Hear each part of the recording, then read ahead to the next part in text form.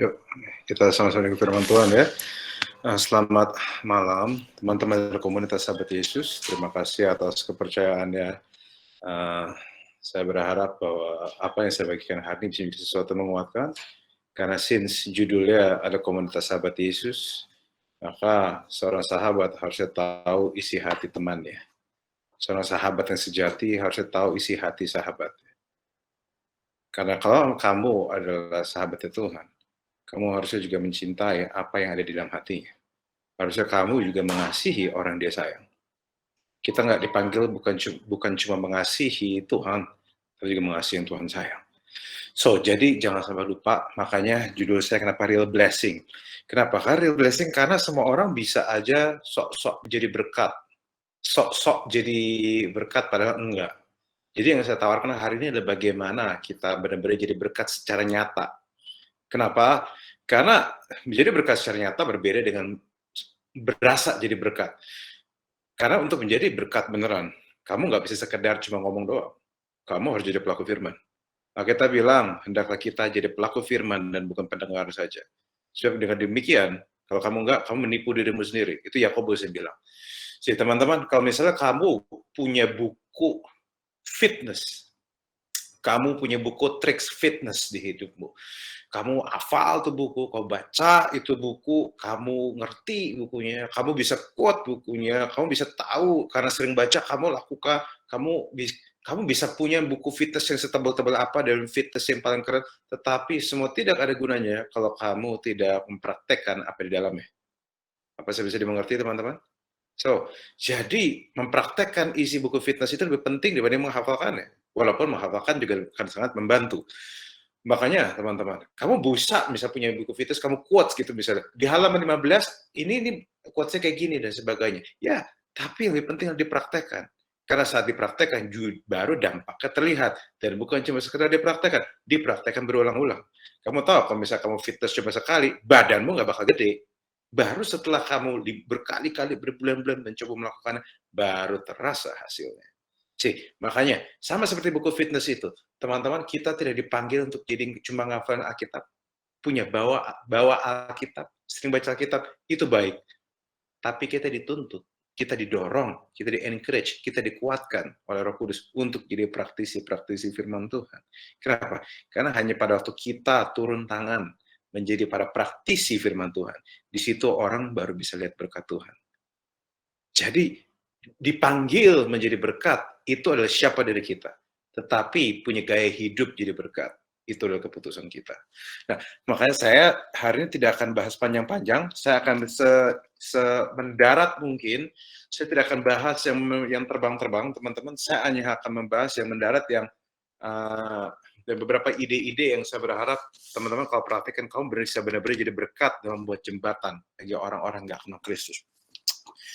Kejadian 12 ayat 1-3 mengatakan, berfirmanlah Tuhan kepada Abram, pergi dari negerimu dan sanak saudaramu dan dalam rumah bapamu, ini ke negeri yang akan kutunjukkan kepadamu.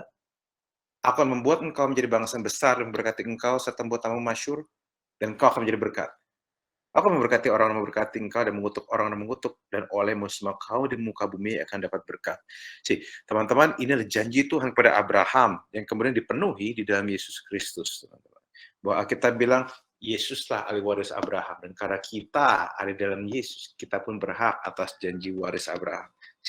Apa itu berkat sejati? Mungkin banyak orang berpikir banyak soal berkat, tapi berkat sepenuhnya, lebih dari itu adalah bagaimana kita diselamatkan dan kita masuk ke dalam kerajaan surga dan kita menjadi inner circle-nya Tuhan.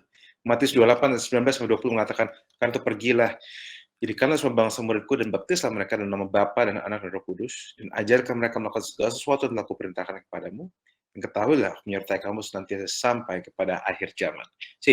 Teman-teman bisa lihat bahwa sebenarnya berkat terbesar sebenarnya adalah hubungan yang kembali dengan Tuhan. Itu berkat terbesar, dan kamu bisa punya banyak berkat, tapi itu yang terbesar.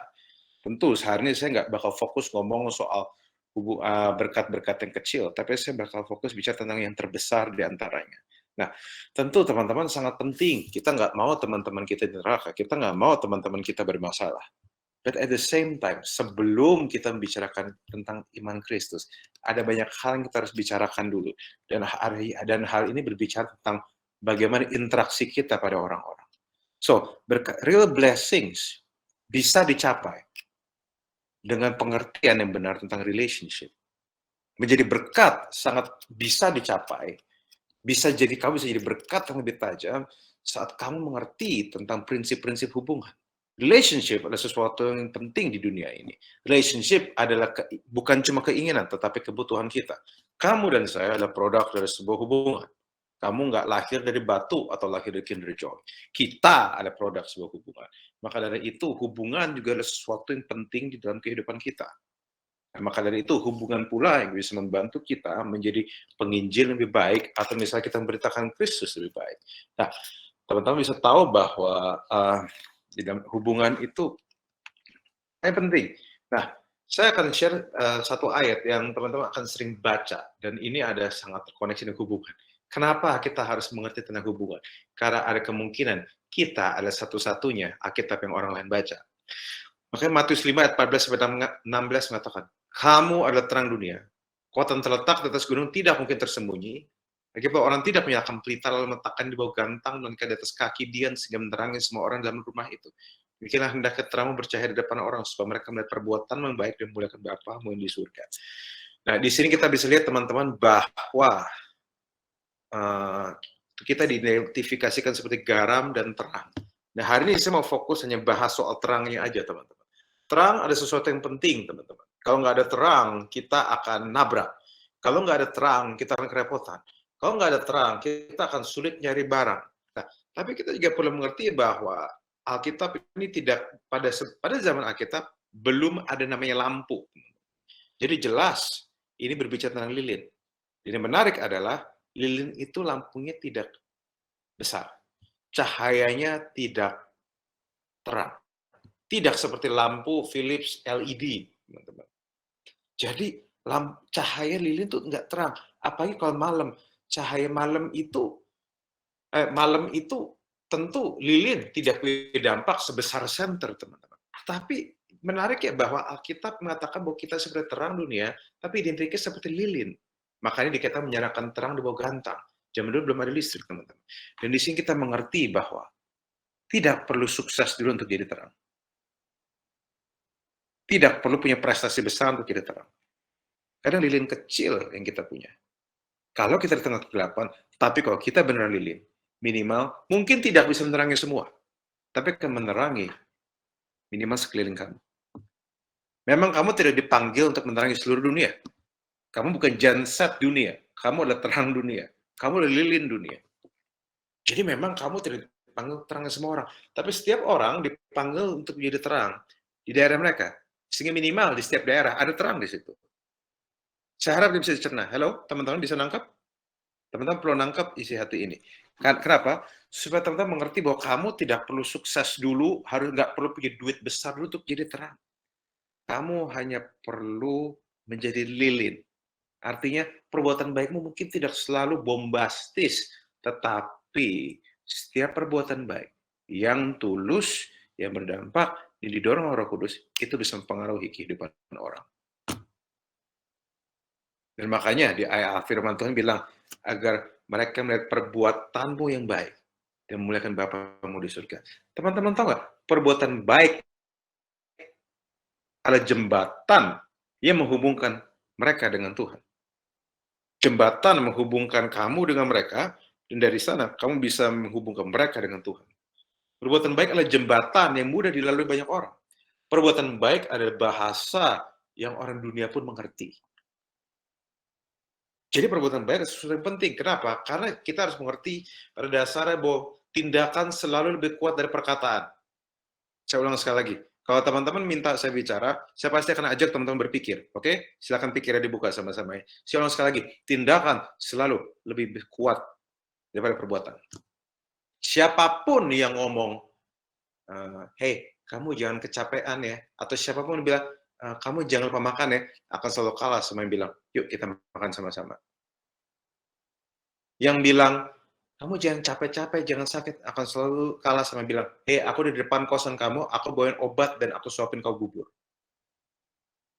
Ngomong doang itu gampang. Para laki-laki especially mengerti bahwa perbuatan ada sesuatu yang orang dunia juga bisa ngerti. Makanya jangan cuma sekedar ngomong, kalau misalnya demen sama orang, dekati, berikan tanda yang aktif. Ajak dia makan, dan sebagainya. Anyway, bukan itu yang saya mau bahas, cuma ini mau kasih tahu bahwa tindakan adalah sesuatu yang sangat powerful. Nah, maka Alkitab bilang, biarlah orang melihat perbuatanmu yang baik, yang memuliakan Bapamu di surga. Nah, makanya saya, untuk menjadi jembatan, sebenarnya tidak sesulit itu, teman-teman. Dan kenapa? Karena ada statement yang bilang gini, people will never know how much you know, people will never care how much you know, until they know how much you care. People will never care how much you know, until they know how much you care. Orang tidak pernah peduli seberapa yang kamu tahu, sampai mereka tahu seberapa banyak kamu peduli. So, teman-teman harus mengerti bahwa lebih dari apapun, kamu dipanggil untuk mengasihi orang. Dan kasihlah yang akan membuat hati mereka berubah. Bisa nggak mereka nggak jadi Kristen? Bisa. Tapi, menjadi anak Tuhan, berarti kamu tetap mengasihi orang, walaupun mereka menolak Injil. Waktu kamu mengasihi mereka. Yesus mati bagi semua orang, walaupun nggak semua orang terima dia. Kamu dipanggil untuk mengasihi orang, apapun agamanya, kamu dipanggil untuk mengasihi orang, walaupun mungkin mereka belum terima Yesus sekarang. Jadi, jangan sampai kamu seperti salesman surga yang datang cuma mau terima Yesus, nggak, terus kamu menjauh. Males semua orang kayak gitu. Ketahuan nggak tulus ya. Kalau mengasihi, berarti kamu ada bersama mereka, entah lagi suka, duka, lagi nyembah pohon, nyembah babi, nyembah keset, maupun nyembah Yesus. Siapapun yang mereka sembah, kamu ada bersama mereka karena kamu genuinely peduli dengan mereka. Ini tantangannya. Jika kita pengen mereka merasakan transformasi kuasa Tuhan, maka kita harus datang kepada mereka, bukan sebagai seorang transaksi. Kalau mau mereka mengalami transformasi, jangan posisikan dirimu menginjil seperti transaksi. Nah, makanya saya akan share 3 hal, teman-teman. Cuma 3 hal bisa jadi jembatan, oke? Okay? Yang 3 hal, sebenarnya banyak hal yang bisa dilakukan, tapi saya fokus 3 hal ini di hati saya. Yang teman-teman saya harap kamu bisa menjadi 3 tipe orang seperti ini. Kuncinya adalah perbuatan yang baik. Perbuatan baik bukanlah boarding pass masuk surga, tapi adalah bukti bahwa kamu penghuni surga. Perbuatan baik tidak membawamu ke surga, tapi perbuatan baik adalah bukti bahwa kamu calon penghuni surga. Nah, 3 jembatan ini yang membuat kita jadi blessing. Saya akan langsung bahas 3-tiganya. Nomor 1 adalah be a connector. Kedua adalah have a good relationship. Ketiga, don't be judgmental. Cuma 3 itu yang saya bahas. Oke, nomor 1, be a connector. Ini pelayanan yang powerful, teman-teman. Silakan tulis di Yohanes 1:38-41. Be a connector ini berbicara tentang bagaimana kita konekin orang, teman-teman. Kita konekin orang dengan kebutuhan mereka. Kita konekin orang dengan orang lain yang membutuhkan jasa mereka. Nih, Yohanes 1:38-41 mengatakan, tetapi Yesus menoleh ke belakang. Ia melihat bahwa mereka mengikut dia, berkata kepada mereka, apakah kamu cari? Kata mereka kepadanya, Rabi, di mana engkau tinggal? Ia berkata kepada mereka, marilah dan kamu akan melihatnya. Mereka pun datang dan melihat di mana ia tinggal. Dan hari itu mereka tinggal bersama-sama dengan dia. Waktu itu kira-kira pukul 4. Salah seorang dari keduanya mendengar perkataan Yohanes lalu mengikut Yesus adalah Andreas, saudara Simon Petrus. Andreas mula-mula bertemu dengan Simon saudara dan ia berkata kepadanya, kami telah menemukan Mesias. Wow. Andreas adalah pribadi yang akan kita pelajarin hari ini. Andreas adalah seorang murid yang mungkin bukan yang paling terkenal. Dia bukan yang paling murid besar seperti Simon atau Paulus atau Yohanes. Tapi dia yang mempertemukan Yesus dengan Simon. Dia mempertemukan Simon dengan Yesus. Dan tanpa dia, Simon Petrus belum tentu akan ketemu Yesus. Tapi ada Andreas yang mempertemukan mereka. Nah, kalau kamu tahu mujizat memberi makan 5.000 orang, kamu akan bisa lihat bahwa yang mendekatkan dan yang menghubungkan sang anak dengan Yesus adalah Andreas. Andreas punya satu ministry yang tidak bisa dianggap remeh. Andreas punya satu pelayanan yang tidak bisa dianggap remeh, yaitu pelayanan penghubung. Kaget kan? Nggak pernah dengar hal ini? Nah, saya kasih tahu sekarang. Pelayanan penghubung. Dia bukan yang sering khotbah. Dia bukan yang sering beritain Injil. Dia bukan yang paling sering asyar. Tapi dia hanya menghubungkan satu dengan yang lain. Dan akhirnya dia menjadi berkat. Dia menghubungkan Petrus dengan Yesus. Dan akhirnya Petrus, kamu tahu dampaknya seperti apa. Petrus nggak bakal ada di sini kalau nggak ada Andreas. Saya mau kasih tahu, teman-teman nggak perlu jadi pengkhotbah untuk jadi berkat. Kamu bisa mulai jadi berkat dengan menjadi konektor. Kamu bisa jadi berkat dengan jadi jembatan. Kamu bisa jadi mereka menjadi gini, minimal kamu bisa jadi konektor, mempertemukan mereka dengan orang yang mereka butuhkan. Kalau kamu mungkin mereka ada orang nanya Injil, kamu mungkin nggak bisa jawab, kamu bisa konekin mereka sama orang yang membutuhkan. Kalau ada orang yang butuh pekerjaan, kamu bisa konekin mereka sama yang lagi mau cari orang untuk dipekerjakan. Saya punya satu teman yang nggak terlalu pinter, tapi kan dikonekin sama orang yang tepat, akhirnya dia punya pekerjaan. Koneksi adalah sesuatu yang penting, sesuatu yang simpel untuk kita berikan, tapi murah. Saya ada di sini karena orang konekin saya dengan banyak tempat, dengan banyak pelayanan, sehingga saya bisa ada sebagaimana saya ada hari ini. Kita ada karena ada orang yang percaya sama kita dan kenalin kita ke orang lain. Saya ada karena ada orang yang percaya sama saya dan merekomendasikan saya kalau mau undang hamba Tuhan yang masuk di akal tapi alkitabiah dan bahasa gampang dicerna, undang Raguel Lewi. Bukan karena saya pinter, saya tidak tulis Pastor Raguel di Instagram saya. Saya hanya karena saya mau jadi berkat, saya hanya layan yang bisa saya lakukan dan orang hubungin. Kamu bisa juga jadi seperti itu, teman-teman. Kalau kamu cek di kitab Markus, ada kasus di mana ada seseorang yang lumpuh tapi punya 4 teman dan 4 temannya mau bawa dia ke Yesus, tetapi karena pas Yesus lagi ngajar penuh banget, makanya temannya itu nggak kuat dan akhirnya jebol atap untuk turunin sang lumpuh di hadapan Yesus. Dan teman-teman yang terjadi, Alkitab bilang karena Yesus melihat iman teman-temannya, sembuhlah dia. Teman-teman bersyukurlah kalau kamu punya teman-teman yang pelayanannya kayak Andreas. Dan hari ini, saya tidak mau panggil kamu untuk jadi seperti Simon Petrus atau Paulus, tapi saya mau kasih tahu, ada namanya pelayanan Andreas. Tidak bombastis, tetapi berdampak. Teman-teman tahu nggak? Kamu bisa konekin orang yang membutuhkan pada sumber kebutuhannya.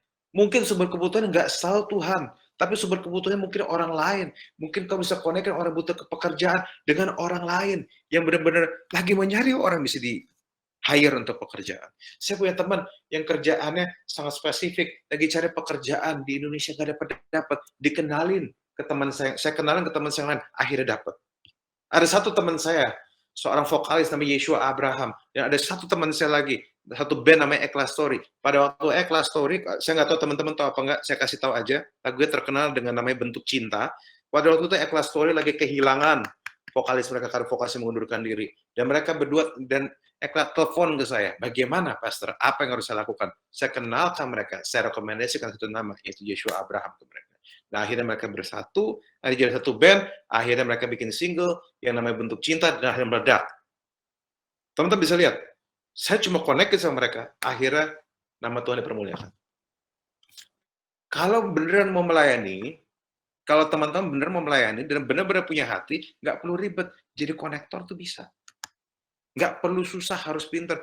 Kamu bisa, mungkin ada orang bertanya ke Iman sama kamu, mungkin kamu nggak selalu, mungkin itu bagian yang kamu belum tahu, kamu bisa konekin, ini, download apps ini aja, misalnya Yes He Is, atau kamu bisa ajak dia, Komsel ini, Komsel itu, kamu bisa jadi konektor. Kamu tidak perlu jadi Simon Petrus, kadang jadi Andreas itu cukup untuk berdampak bagi banyak orang.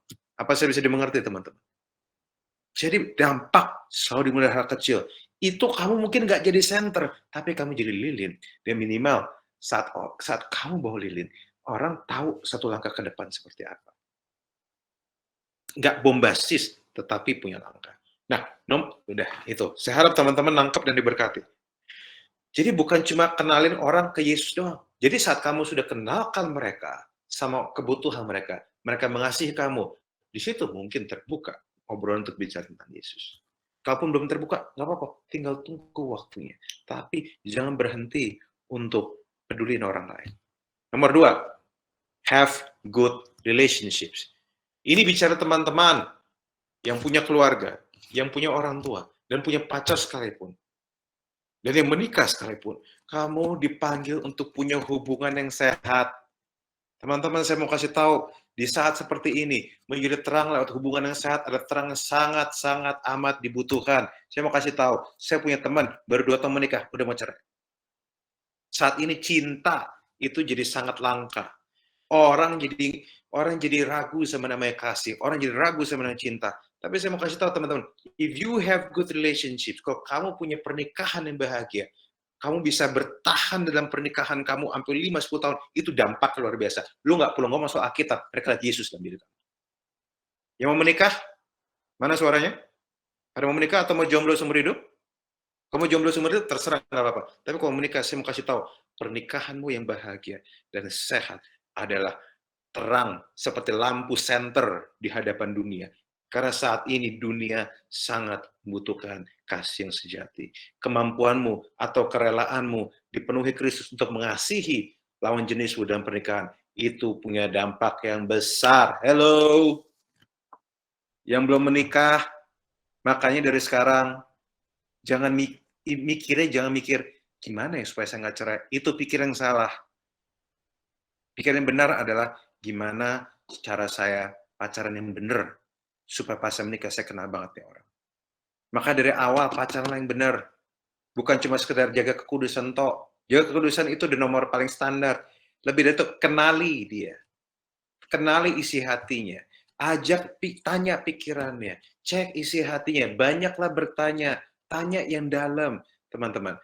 Mazmur 133 mengatakan, sungguh alangkah baiknya jika setiap orang hidup bersama dengan kerukunan. Teman-teman, kerukunan adalah sebuah bahasa yang orang dunia aja mengerti. Bahkan kalau teman-teman cek di Mazmur 133 1-3 dikatakan bahwa kesanalah Tuhan perintahkan berkat.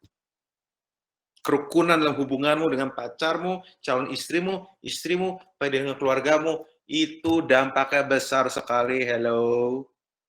Jangan anggap remeh hal-hal kecil seperti itu, teman-teman. Jangan dianggap remeh. Itu penting sekali. Makanya dari sekarang pacarnya yang bener, jangan dikit-dikit takut mau ngomong. Ini banyak anak Tuhan, ngakunya anak Tuhan, tetap aja takut kalau ngomong. Gimana, Kak, saya mau nanya penghasilan dia. Kak, saya mau nanya sebanyak hal, tapi takut dia marah. Justru, dan ada juga anak-anak yang terintimidasi. Kok kayak saya sering ditanyain, Kak, dia kayak interogasi saya.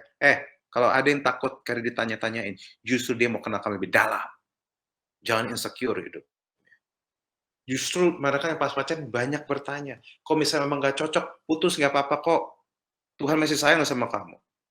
Kayak cewek atau cowok cuma dia doang. Masih banyak. Isunya gini, lebih baik telat menikah dibanding salah menikah. Kenali yang serius. Tanya, punya utang nggak? Cara dia, orang tuanya seperti apa? Cara didikan orang tuanya seperti apa? Parentingnya seperti apa? Nilai-nilai apa yang kamu anggap penting? Apa yang kamu percaya tentang Tuhan? Apa yang kamu percaya tentang iman? Tanya hal-hal seperti itu. Jangan nanya, udah makan belum, Beb? Jangan cuma nanya gitu doang. Nggak penting.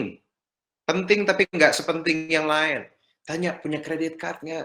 Tanya, setiap tahun, kalau misalnya udah mau serius, budget kamu setiap bulan berapa? Itu tuh kalau mau serius. Makanya teman-teman banyak orang tuh gini, sorry ya, relationship fokusnya cuma jaga kekudusan doang. Itu penting banget teman-teman. Tetapi nggak cuma jaga kekudusan. Karena saya tahu ada orang kudus banget pas pacaran, saking kudusnya nggak tahu apa-apa tentang kekasihnya. Sehingga pas menikah berantem yang luar biasa hebat. Kamu dipanggil untuk kudus, bukan naif. Naif dan kudus adalah dua hal yang sama sekali berbeda.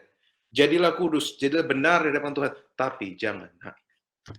Jangan kita jadi polos. Jangan kita nggak tahu apa-apa. Tanya sebanyak-banyaknya. Saling kenal lebih dalam. Dan saya mau kasih tahu, saat kamu punya pernikahan yang baik, punya keluarga yang baik, tidak mungkin kamu tidak jadi terang. Di saat dunia membutuhkan hubungan-hubungan cinta yang serius, di sanalah kamu bisa jadi terang. Kamu lihat terjadi pukulan sana-sini, KDRT, kekerasan dalam rumah tangga, kekerasan dalam rumah Tuhan, dan sebagainya. Lihat KDRT di mana-mana. Gini, laki-laki dan perempuan tolong dicek, karena bukan cuma laki doang KDRT, perempuan juga bisa. Saat kamu milih mengasihi istrimu, pacarmu, nggak mukul dia, kamu tuh jadi terang. Hello? Udah jadi terang. Jangan terang mikirnya tuh membahas khotbah di depan umum dan sebagainya. Ya, itu bisa.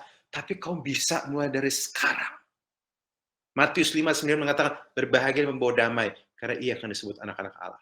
Anak-anak Allah tidak dilihat dari kalung salibnya segede J-Expo gitu, terus gede Kokas gitu, terus gede Senayan City. No, dia dedikasimu untuk saling mengasihi dan menjaga perdamaian. Kenali lebih dalam. Kalau putus silakan, tapi kalau mau sama merit udah cukup silakan. Tapi di situ jaga pernikahanmu. Pernikahanmu adalah obor besar yang dimana pelayananmu tuh semua terorbit di situ, dimana semakin baik pelayananmu, semakin baik pernikahanmu, relationshipmu. Saya mau kasih tahu, cahayamu semakin besar di bumi ini. Taruhan. Kamu nggak perlu nyari orang masa depan, orang kan cari kamu. Fokus, kenali dirimu saat ini. Cari jodoh jangan sembarangan. Menyocokkan diri itu susah. Jangan ngasal carinya makanya. Saya mau teman-teman punya pernikahan yang bahagia. Semua mau pernikahan bahagia? Semua mau someday punya rumah tangga yang bahagia? Kalaupun keluargamu di masa lalu nggak bahagia, nggak berarti kamu harus menderita kok. Kamu bisa punya rumah tangga yang bahagia. Kamu bisa punya relationship yang bahagia. Dan dimulai semua dari sekarang. Kamu pacaran pun bisa jadi terang. Dengan cara banyak bertanya seperti itu. Teman-temanmu akan terkejut dengan bagaimana kamu serius dengan hubungan. Dan bagaimana mereka belajar sesuatu dari kamu. Ini serius teman-teman. Kalau beneran mau jadi terang, ini saya tunjukin caranya. Yang ketiga, yang terakhir. Be not judgmental. Jangan menghakimi dengan apa yang nampak. Yohanes 7 ayat 24 mengatakan, janganlah menghakimi menurut apa yang nampak, tetapi hakimilah dengan adil. Banyak di antara kita dibilang jangan menghakimi. Tetapi Alkitab bilang, isunya bukan soal jangan menghakimi. Tapi isunya adalah banyak di antara kita menghakiminya itu berat sebelah, teman-teman. Banyak di antara kita hanya dengar dari satu sisi. Padahal menghakimi yang benar, menilai. Menghakimi punya kata yang sama dengan menilai. Artinya mereka ini menilai yang terbaik ada penilaian dari semua sisi. Teman-teman harus lihat hal itu. Jadi nggak cuma dengar-dengar.